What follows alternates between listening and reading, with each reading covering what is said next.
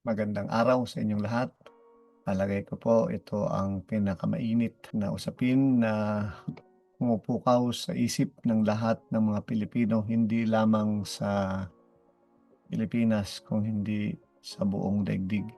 Lahat ay naghahanap ng solusyon at lahat ay gustong mabigyan ng hustisya ang sambayanang Pilipino upang maibalik ang lahat ng mga ninakaw ng mga taong ngayon ay iniimbestigahan. Ano po? Alam kong lahat ay gustong humanap ng tamang solusyon at kung paano mapapanagot ang lahat ng mga tao may kagagawan ng lahat ng pagnanakaw na ito.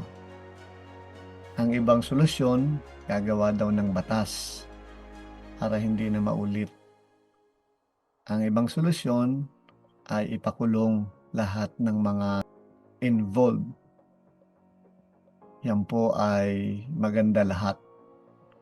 Pero hindi yan tutugon sa pinakaugat ng problema pagkat ito po ay mga pang-ibabaw lang na solusyon. Para kayong nagputol ng damo pero hindi ninyo tinanggal yung ugat. So pagkatapos lang ng ilang panahon ay tutubo uli.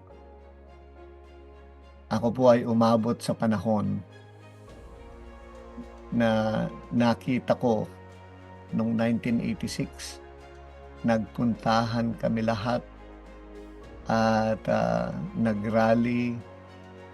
Kami po ay nakibahagi sa lahat ng yan. Pero anong nangyari? Fast forward 1986 hanggang ngayon, meron po bang nabago? Gumanda ba ang buhay ng Pilipino? Yung bang mahihirap ay nawala sa kahirapan? Nagnanakaw ba'y nabawasan? Naging matalino lang yung mga magnanakaw. At ang tawag pa ng buong bansa sa kanila ay honorable. Yan po ang pinakamalungkot na nangyari. At yan ay mangyayari uli. Bakit? Kasi yung ugat ay hindi nabibigyan ng solusyon. Paano natin talaga masusolusyonan ang problema ng korupsyon? At ito po ay hindi sa pamamagitan ng pagkulong sa isang tao o yung mga korap ay ikukulong, ang makukurap naman ay yung kulungan. Hindi po ba? Paulit-ulit lang. Kaya meron tayong problema nung mga nakaraang panahon sa Bucor dahil kahit na nakakulong ay nakagawa pa ng paraan para makurap naman nila yung mga nasa labas at tuloy pa rin ang hanap buhay ng mga nasa loob. Alam nating lahat yan. Ang problema lang ng ating batas ay yun lang ang ating pwedeng gawin. Pero meron pa pong isang solusyon. Bakit ang tao ay korap? At kahit hindi pa korap yung pumapasok sa gobyerno, ay magiging korap din. Yan po dapat ang ating itanong. Yan ang ating dapat pag-isipan. Walang umaamin na meron silang kasalanan. Yun ang ugat. No? Yun ang ugat. Ang ugat ay kasalanan. Lahat ng tao hindi aamin na may kasalanan. At yan ang ugat, kasalanan. Ang sabi po ng salita ng Diyos, ang lahat ay nagkasala. Walang matuwid, wala kahit isa. Yan ang sabi ng Biblia. Pag nagsabing isang taong walang kasalanan, alam mo nagsisinungaling.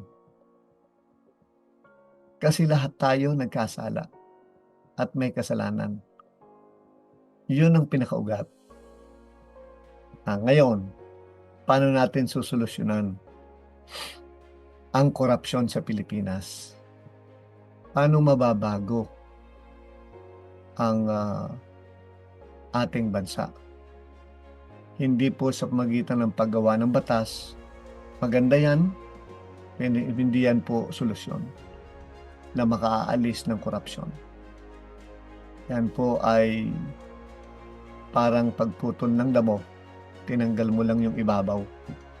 Ang tawag dyan ay surface solution. Kasi ang nakikita natin, nagnakaw to, surface problem. Ang pagnanakaw, ang tugon ay ikulong. Bakit ka nagnakaw? Wala po kasing makain.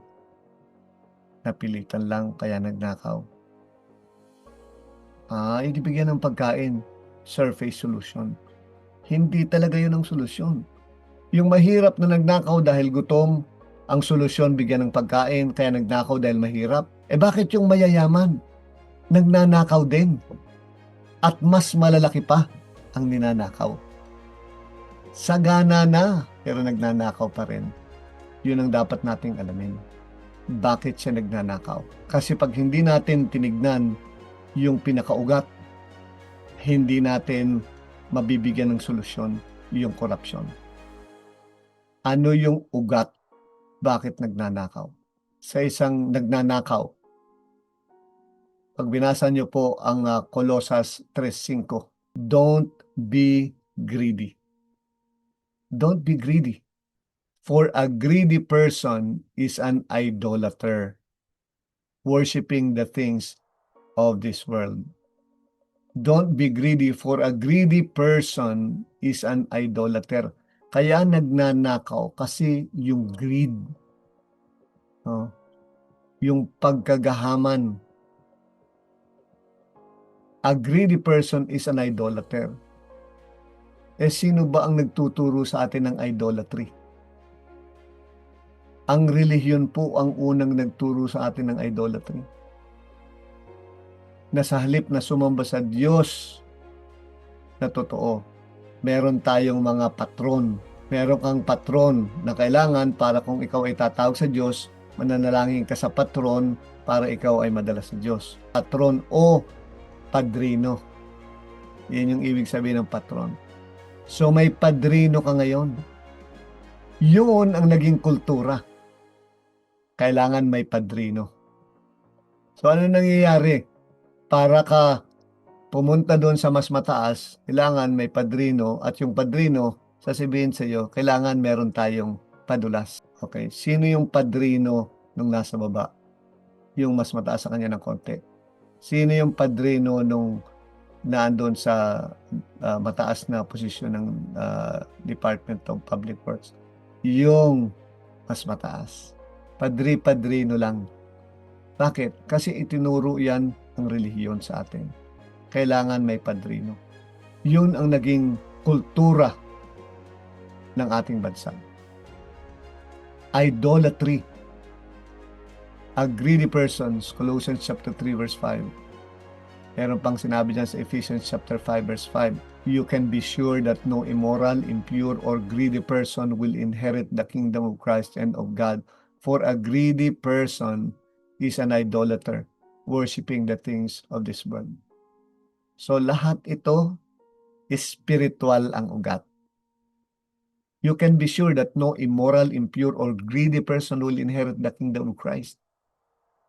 Alam ba ng mga taong yon that you will not inherit the kingdom of Christ and of God? Hindi. Bakit? Kasi merong patron. Okay? Naalala ko si Napoles. Hindi ba binalita sa news? Yung Nazareno, pinabadadala pa sa kanyang bahay. Ang ugat ng lahat ng ito ay ang relihiyon. Idolatry. Idolatry. Ngayon, yung ikukulong, pagdating sa kulungan, yung kulungan naman ang magiging corrupt. Binanggit nga ni Senator Bato, dapat meron daw death penalty. Maganda rin yan. Pero pag pinatay mo ngayon yung nagnakaw, yung ibang hindi nahuli, hindi na kaya magnanakaw? Marahil matatakot. Pag hindi na sila takot, hindi na kaya sila magnanakaw? Yun ang tanong. So, ang solusyon madalas ng tao ay yung pang-ibabaw lang, surface solution doon sa surface problem. Ang surface problem, pag nanakaw, ang surface solution ay kulong. Pero yung hindi nakulong, ay hindi rin ang garantiya na hindi na magnanakaw. Kailangan makita natin yung root problem. At pag nakita natin yung root problem o pinakaugat, yung root solution ang ating ibibigay. Ano yung root solution? Nakita na natin yung root problem. Ano yon? Pagiging greedy. Greedy. Anong pinakaugat? Idolatry. Idolatry. Idolatry ay itinuturo ng relihiyon.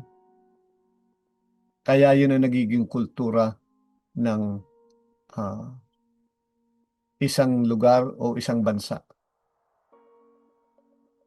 Ang sabi po sa 10 utos sa Exodus 20, no? You must not make yourself an idol of any kind or an image of anything in the heavens or in the earth. Hindi natin masusolusyonan ang korupsyon kung hanggang doon lang tayo sa kulong, kung hanggang doon lang tayo sa bitay. Ang solusyon talaga, kung ang problema at ugat ng lahat ay idolatry, ang solusyon lang ay mawala ang tao sa pagsamba ng Diyos-Diyosan. Ito ay dapat malipat sa pagsamba sa tunay na Diyos. Mangyayari lang yan kung ang isang tao ay magsisisi ng kasalanan sapagkat ang ugat ng lahat ay kasalanan. Kaya wala kang makikitang taong may kasalanan. Hindi, wala akong kasalanan dyan. Yun lang po ay isang patunay na ang tao ay makasalanan. Bakit? Kasi sabi ng Biblia, lahat ay nagkasala. Walang taong walang kasalanan. Ang tanging ipinanganak na walang kasalanan ay ang Panginoong Hesukristo. So kung ikaw ay nagsasabing wala kang kasalanan, yan ay patunay na ikaw ay makasalanan. Pero kung ang isang tao ay magsisisi ng kasalanan at tatalikuran ng kanyang Diyos-Diyusan at tatanggapin si Kristo bilang Panginoon at sariling tagapagligtas, magkakaroon siya ng pagbabago sa kanyang buhay. At itong taong ito ay hindi magnanakaw kasi kasama niya ang Panginoon. Hindi magsisinungaling kasi kasama niya ang Panginoon. At kung pumagsak man sa kasalanan dahil sa tukso ng dyablo, ang tao na ito ay magsisisi at aamin ng kanyang kasalanan. Doon lang natin makikita ang tunay na pagbabago sa ating bansa. Pag meron ng tunay na Diyos ang bawat isa at hindi na sumasamba sa Diyos-Diyosan. Yan po ang solusyon ng korupsyon sa isang bansa. When you see a surface problem, it's good to give a surface solution, but it will come again and again. Parang damo na tutubo ulit. Pero pag yung ugat na solusyon ang ating ibibigay at ito ay spiritual, magkakaroon ng pagbabago mula sa loob palabas. Magandang araw po sa inyong lahat.